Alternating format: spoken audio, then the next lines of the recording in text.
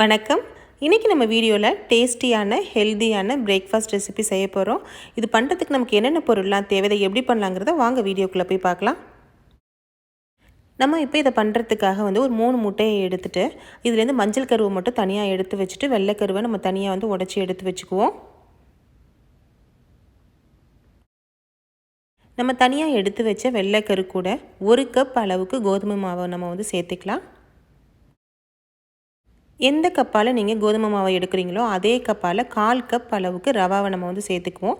இது ரெண்டையும் நம்ம நல்லா சேர்த்துட்டு ஒன்றா மிக்ஸ் பண்ணிக்கலாம்.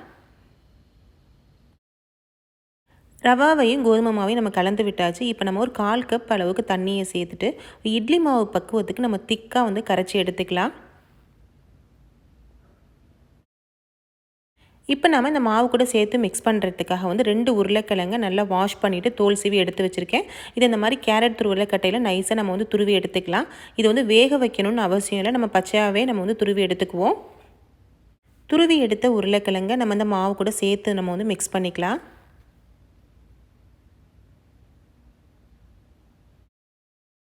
இப்போ நான் ஒரு பெரிய வெங்காயத்தை பொடியாக கட் பண்ணி எடுத்து வச்சுருக்கேன். கூடவே கொஞ்சம் கொத்தமல்லி இலை, 1/4 கப் அளவுக்கு தேங்காய் துருவல், இதையும் நம்ம சேர்த்து மிக்ஸ் பண்ணிக்கலாம். நம்ம தேங்காய் துருவலை சேர்த்து செஞ்சோம் அப்படின்னா ரொம்பவே டேஸ்ட்டாக இருக்கும். உங்கள்கிட்ட இருந்தால் நீங்கள் சேர்த்து செஞ்சுக்கோங்க. இப்போது எல்லா பொருளையுமே நம்ம மாவு கூட சேர்த்தாச்சு. நீங்கள் பெரியவங்க சாப்பிட்றீங்க அப்படின்னா கூடவே நம்ம பச்சை மிளகாவையும் கட் பண்ணி சேர்த்துக்கலாம். சின்ன பசங்க சாப்பிட்றதுனால நான் இன்றைக்கி பச்சை மிளகாய் சேர்க்காமல் காரத்துக்காக கொஞ்சமாக மிளகாத்தூள் மட்டும் சேர்த்துக்கிறேன். இப்போ நம்ம எந்த அளவுக்கு உப்பு தேவையோ அந்தளவுக்கு உப்பு சேர்த்துட்டு கூடவே 1/4 டீஸ்பூன் அளவுக்கு மஞ்சள் பொடி சேர்த்துக்குவோம். காரத்துக்கு தகுந்த மாதிரி மிளகாத்தூளை சேர்த்துக்கலாம். நான் இன்றைக்கி ஒரு 1/2 டீஸ்பூன் அளவுக்கு மட்டும் மிளகாத்தூளை சேர்த்துக்கிறேன். இப்போ எல்லா பொருளையும் நல்லா மிக்ஸ் பண்ணி எடுத்துக்குவோம். எல்லா பொருளையும் நம்ம சேர்த்த பிறகு இந்த மாதிரி அடமாவு பக்குவத்துக்கு நல்லா திக்காக நீங்கள் கரைச்சி எடுத்துக்கோங்க. இப்போ நம்ம அடுப்பில் டவா வச்சுட்டு 1 டீஸ்பூன் அளவுக்கு எண்ணெயை சேர்த்துட்டு நம்ம கலந்து வச்ச மாவை சின்ன சின்ன ஊத்தாப்பு மாதிரி நம்ம ஊற்றி எடுத்துடலாம்.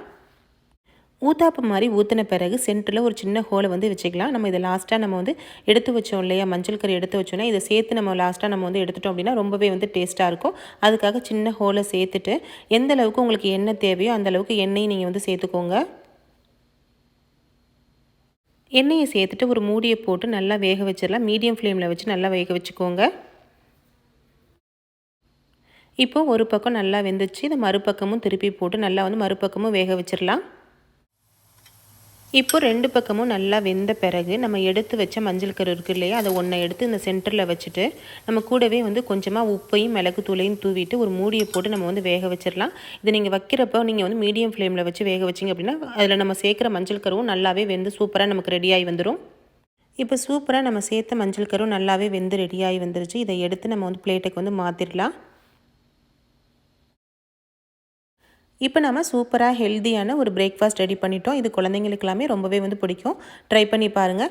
இது கூட நம்ம டொமேட்டோ கெச்சப் மயோனைஸ்லாம் வச்சு சாப்பிட்றதுக்கு ரொம்பவே நல்லாயிருக்கும். நம்ம தேங்காய் சட்னியும் கூட வச்சு சாப்பிட்லாம். உங்களுக்கு எது விருப்பமோ வச்சு சாப்பிடுங்க. ரொம்பவே நல்லாயிருக்கும். ட்ரை பண்ணி பாருங்கள். ஃப்ரெண்ட்ஸ், உங்களுக்கு இந்த வீடியோ பிடிச்சிருந்துச்சுன்னா லைக் பண்ணுங்கள். உங்கள் நண்பர்களுக்கெல்லாம் ஷேர் பண்ணுங்கள். கூடவே நம்ம சேனலை மறக்காமல் சப்ஸ்கிரைப் பண்ணிக்கோங்க. தேங்க்யூ.